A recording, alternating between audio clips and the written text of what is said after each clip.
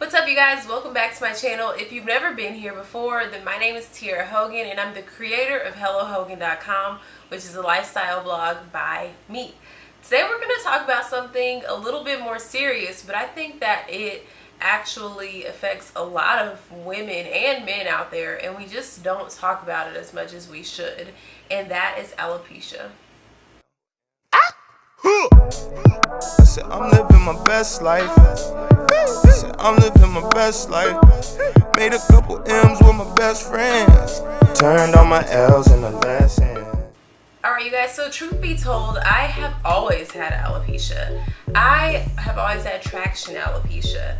That is a form of alopecia where you lose your hair just from pulling and tension. And I've always had really thin sides of my hair, and I just kind of have become a master at covering it up. When I had long hair, I would wear my hair down, behind the ears. If I ever wore a ponytail, I would wear a headband.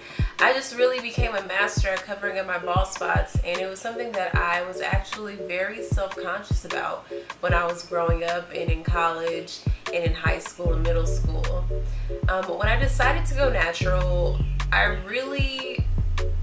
obviously it dawned on me that my hair would be short and the sides of my hair were finally going to show, and I just kind of had to embrace it. And I was really self-conscious about it at first, and when I was talking to people, I would see their eyes kind of look on the sides of my head, and I just had to tell myself it's temporary, and I was doing everything in my power to get my hair to grow back. I had never really tried before because my hair was long and I could cover it up. About a month into me deciding to go natural, I was doing my hair and I found a tiny little spot right in the center of my head. And it was at a time in my life where I was going through a lot mentally. And I remember calling my dad and I sent him a picture and I was like, look at this spot, look at this spot. And he was like, oh, it's nothing, I'm sure, it's nothing. And so I told myself it's nothing. The next week, the spot was a little bit bigger. I called him back, I sent him the other picture. I was like, does it look bigger to you? And unfortunately, he couldn't lie. He was like, it does look a little bit bigger, but don't worry about it. Don't worry about it. So I went to the dermatologist and I was diagnosed with alopecia areata. When I was first diagnosed with it, I tried not to stress myself out too much. I tried not to think too much into it. I was gonna get the shots, everything would be okay. And I just remember washing my hair and more strands would come out. And it wasn't like breakage strands, it was strands where you could see the follicle at the tip. And wow. And I just tried to not think about it. I was getting the shots, whatever. And actually within maybe a month or two, I saw tiny little hairs sprouting out of the original spot. But another spot showed up.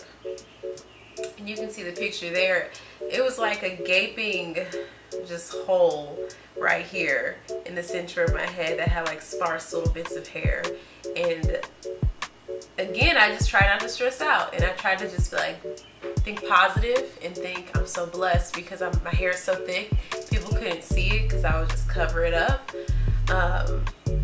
And I remember it got really bad when my alopecia areata met my traction alopecia, and the spots started meeting the already thin part of my hair, so it made it just look like a huge gaping bald spot. And that's when I really started to get emotional because I just remember thinking, why is this happening to me? My hair had always been something that I remember growing up and people were always like, oh, your hair is so pretty, blah, blah, blah. And I was already going through a lot. And then this. It felt like just one thing on top of the other thing. And I knew that the stress in my life was probably the reason that it was falling out. So I tried not to stress. So when you try not to stress, you stress more. And I remember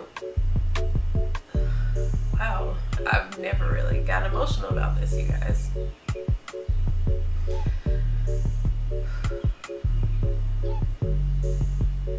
I remember one day just crying because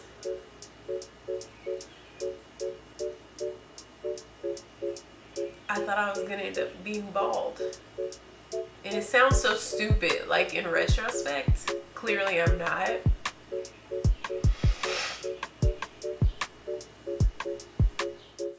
I think that for women, our hair is such a large part of how we define our beauty. And so when it begins to fall out, it feels like a piece of you is missing. And I stopped crying. And in fact, I've never really gotten emotional about it, because instead of feeling like, woe is me, why is this happening to me? I realized there's so many worse things out there. And then I start feeling bad, like I'm crying because I have a few bald spots, when there's alopecia universalis, where girls, their entire heads are, hairless, and they live and they're fine and they're still beautiful. And honestly, I feel like I've learned so much throughout this process. Even just big chopping and going natural, I've just learned to view beauty differently.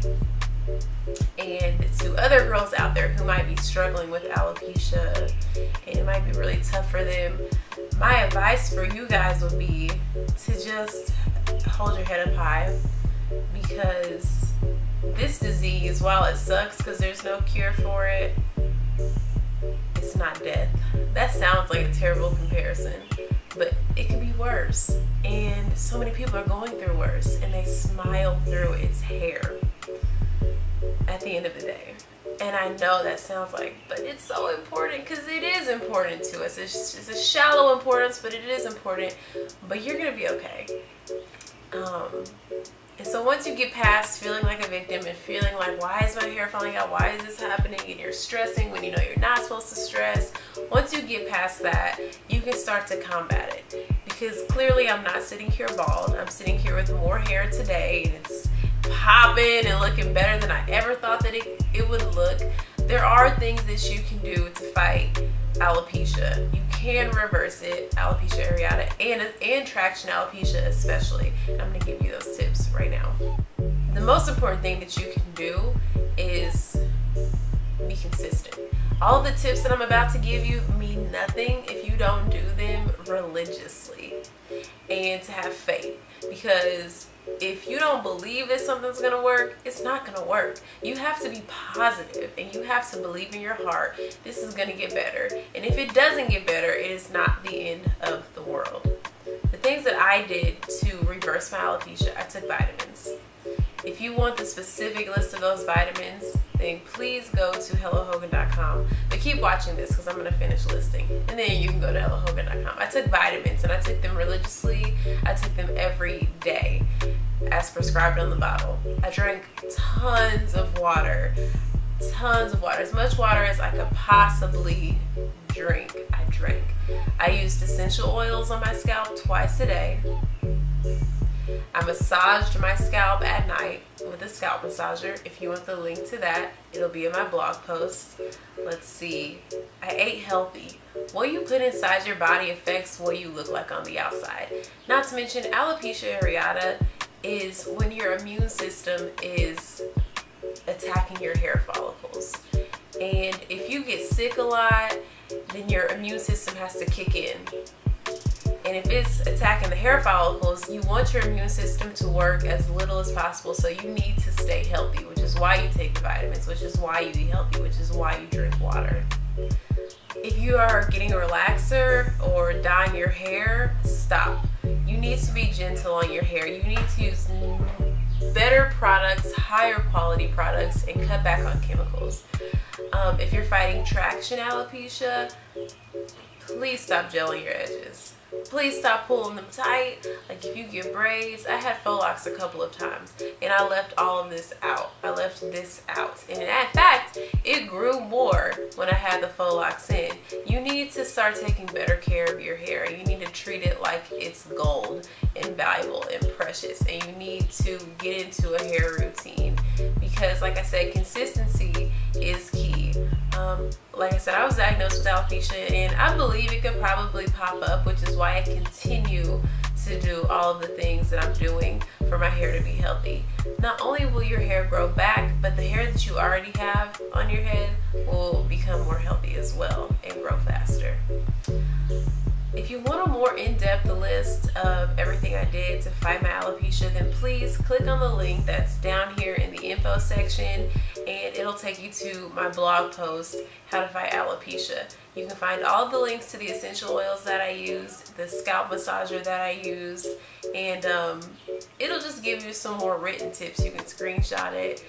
But I just want to leave you guys out there who might be going through something similar to just stay strong. I mean, anytime you're diagnosed with any sort of sickness, whether it's asthma, whether it's alopecia, whether it's this, something that might be more serious, being positive is always going to be the best medicine that you could possibly take. And being grateful for what you do have. I know that losing hair can be very devastating for women, but just try to remain positive and do what you can do, because you can't control everything. But doing what you can control, that's the most important thing. Everything that I could control, I controlled it, and my hair grew back. And in fact, the sides of my hair where I had traction alopecia from when I was a kid, I'm seeing hair there that I hadn't seen in years. And I really think it's because of the consistency and the positivity that I've tried to keep throughout my condition. Thank you guys so much for watching. I hope that you took something out of this video. If you have any questions for me, then please leave them in the comments below. Don't forget to hop over to www.hellohogan.com. Check out that blog post and subscribe if you want to stay up to date and in the know when I have a new post coming. Thank you guys so much.